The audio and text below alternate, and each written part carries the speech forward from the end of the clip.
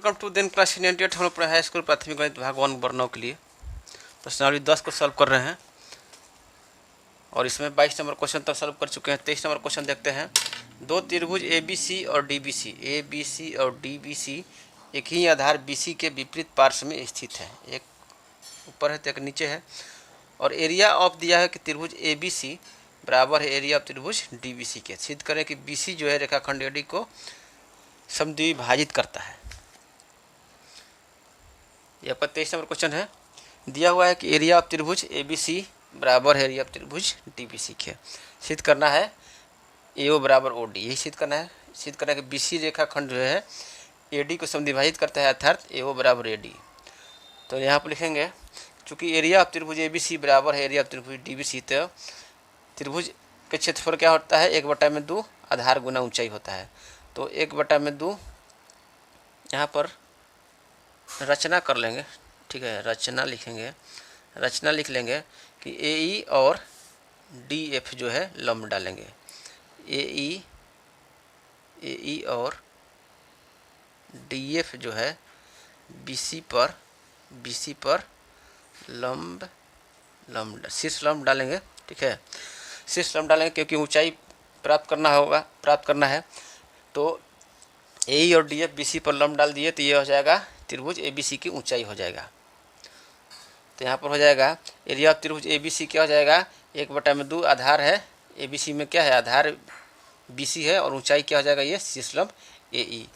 तो 1/2 हो जाएगा BC गुना में AE, ठीक है, बराबर हो जाएगा।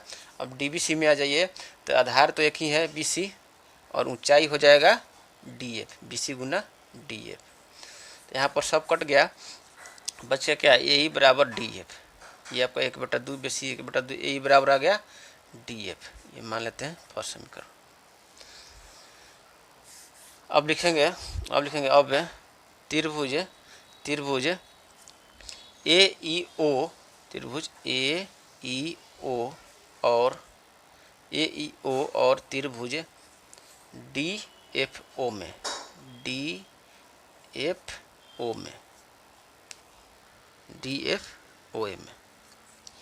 त्रिभुज AEO और त्रिभुज DFO में, ये दोनों त्रिभुज में यह त्रिभुज, ठीक है, यह त्रिभुज और इस त्रिभुज में देखेंगे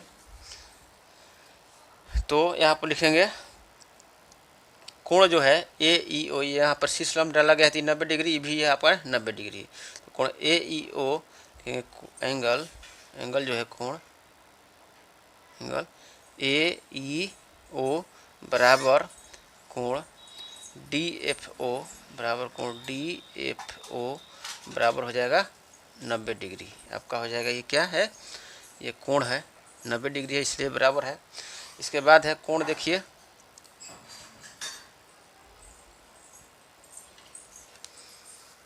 ये आपका 90 डिग्री हो गया कोण, ये आपका कोण बराबर है। इसके बाद ये भुजा बराबर है।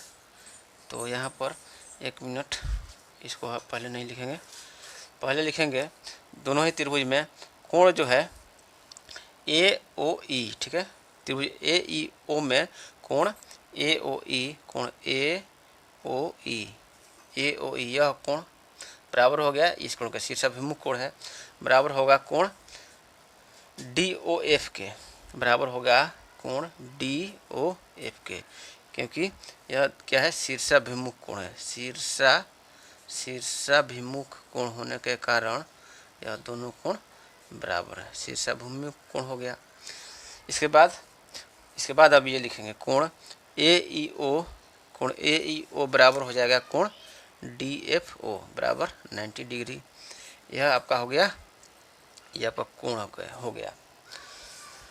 इसके बाद जो है भुजा जो है AE बराबर समीकरण फर्स्ट से आपका हो जाएगा AE बराबर है DF के, ठीक है, AE बराबर DF का हो जाएगा।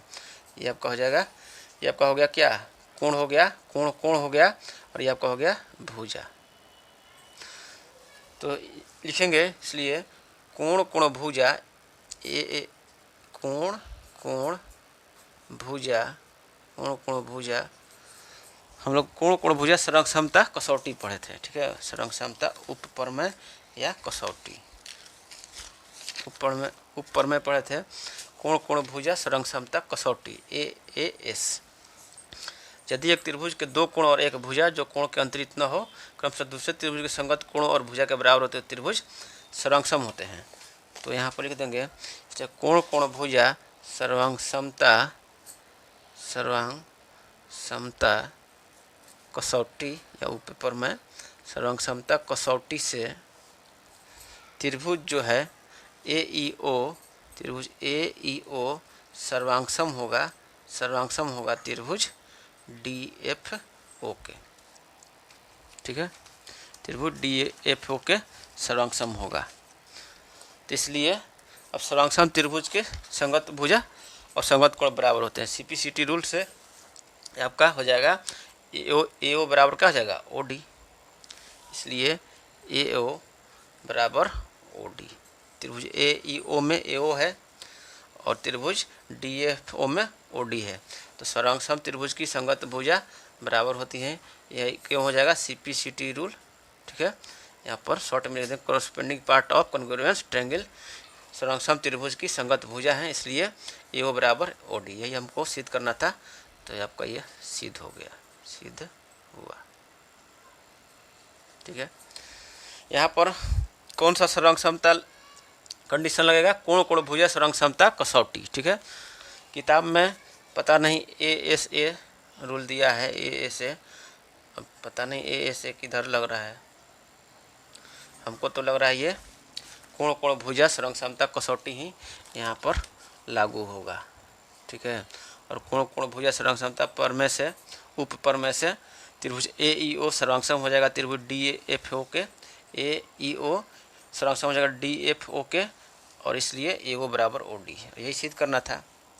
AO बराबर OD हो गया, अर्थात यहाँ पर लिख देंगे अर्थात BC जो है BC अर्थात BC रेखाखंड लिख देंगे, BC रेखाखंड AD को समद्विभाजित करता है, AD को